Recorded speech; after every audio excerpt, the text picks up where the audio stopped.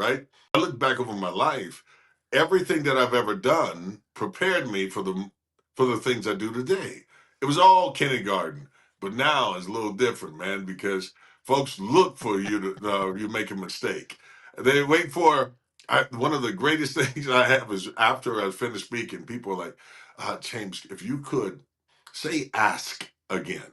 I was like, as if that's a challenge. They're like, it's great that you were able to put all those sentences together. You were able to bring in all these great things, but that one word. And I was like, well, that's the Indiana in me.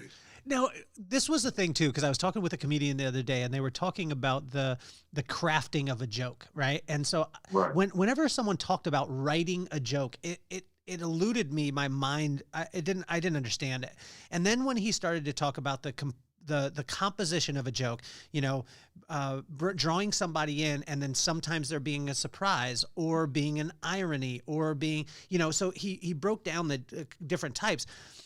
But to a person like you, these things come natural. Do you look at it after the fact and systemize it, or did you learn to do it through a system? Well, man, it's funny. You almost have. I watched how old people would tell stories. And some of them are really good at it. Like, wait a minute, wait till you hear this, whatever, right? And sometimes when you go back and you retell the story to people, it never hits the same way. You're like, man, I wish you could have heard it from them. It was funnier if you'd been there. But I worked on being able to translate that story even better than I first heard it.